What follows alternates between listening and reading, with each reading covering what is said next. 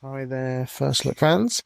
We're pressing pause on our usual episodes this week, and not because we run out of dad jokes, never, but because one of our trusty gnome hosts is knee deep in a massive DIY home renovation. Think sawdust, paint cans, and I'm very confused. Fear not, we've opened up the Gnome Vault where we'll keep all our favourite past episodes and timeless conversations, while one of us battles the chaos of home brewing. Sit back and enjoy this special trip into the archives.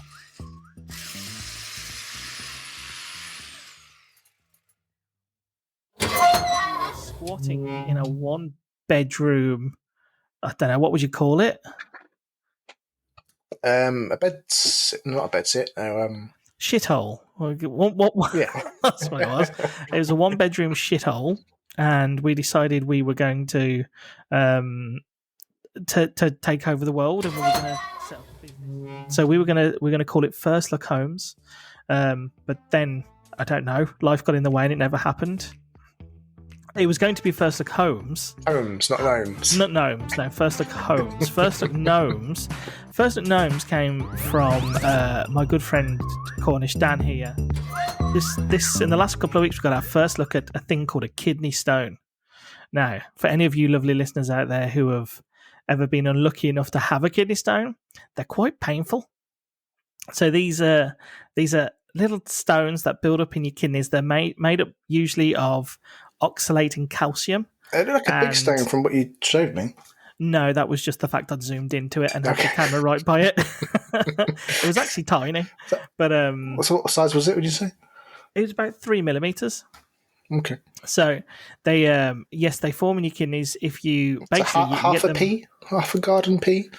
No, not even as big as that. No. It's but they come from not being hydrated enough. So kids, when your mum says to drink your water, because if you don't, you might end up with kidney stones. Good advice. So yes, and salt. So the GP said to me, right then, so kidney stones, you need to lay off red meat.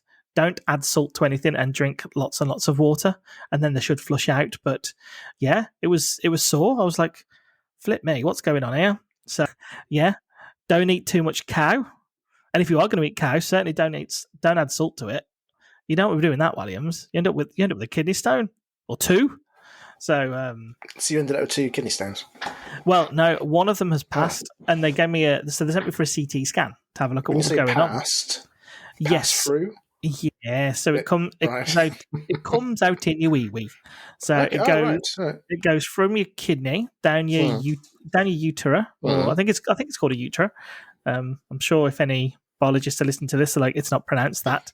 But then it goes from your kidney to utera, and then to your bladder, and then from your bladder down your water pipe and out into the bottom of the toilet.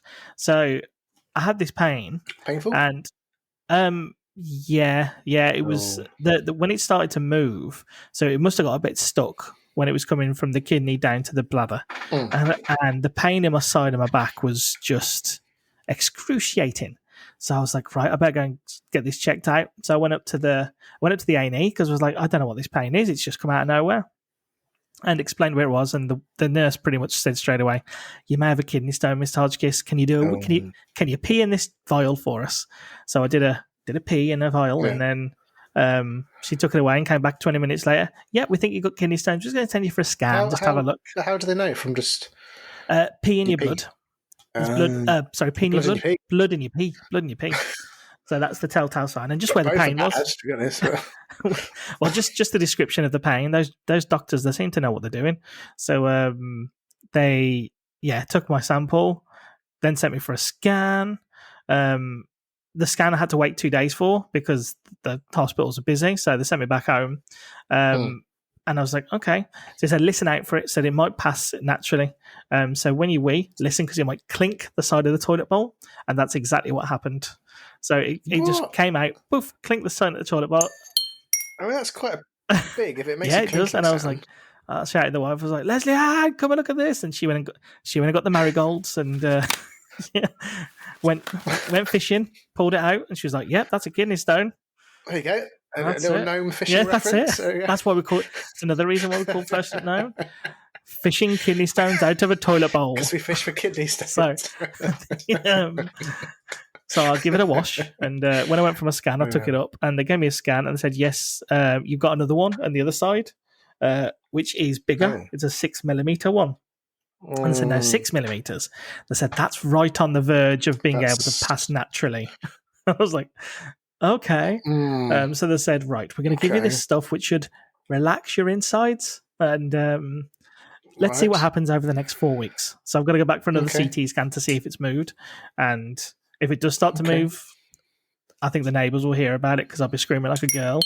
But well, if it says it's on the verge, that means it's a tight. Yes. Squeeze. So your uterus tube can stretch to between 6 to 8 millimeters. So it's it's just on the edge. Usually anything over 6, they have to take it out.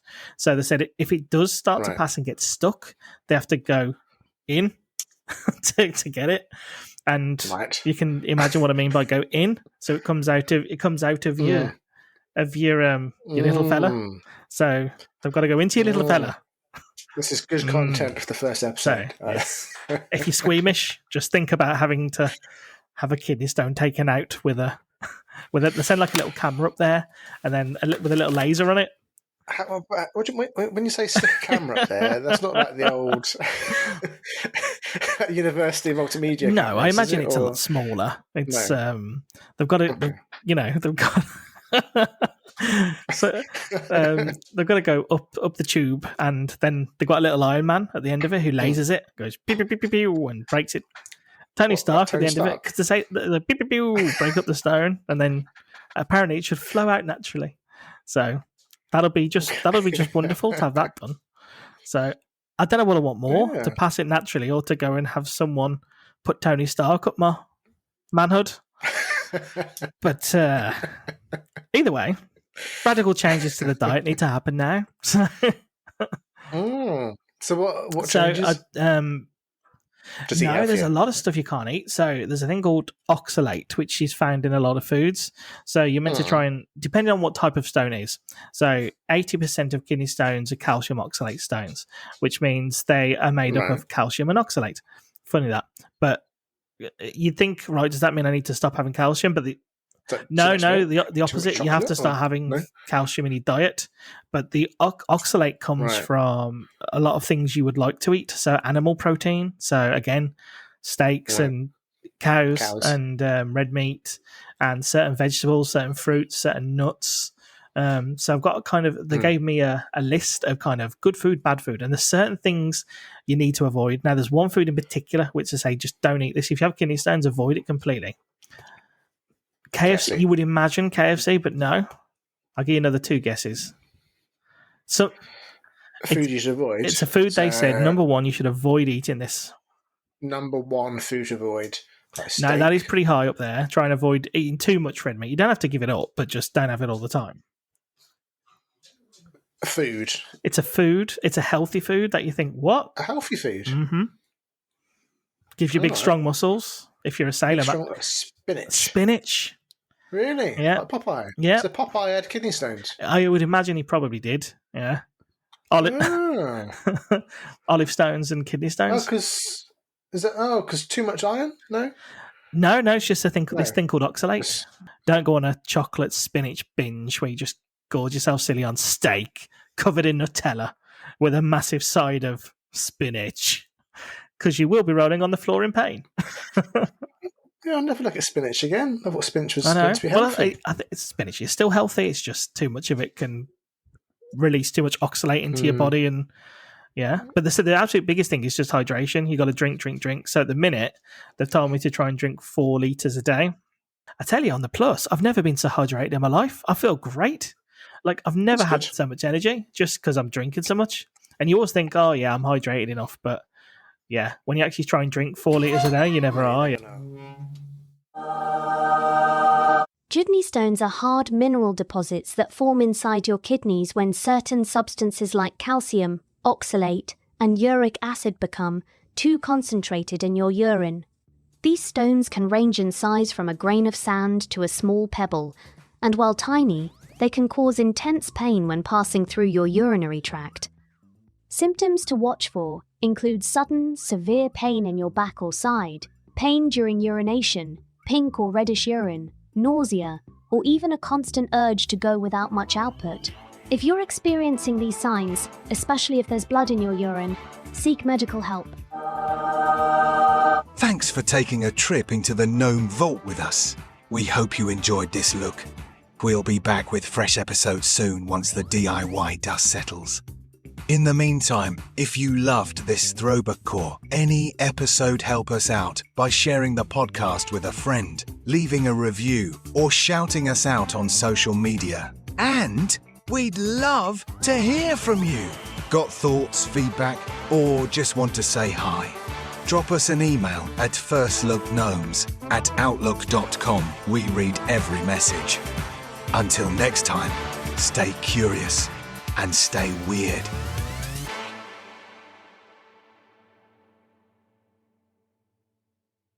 It comes out in your wee-wee.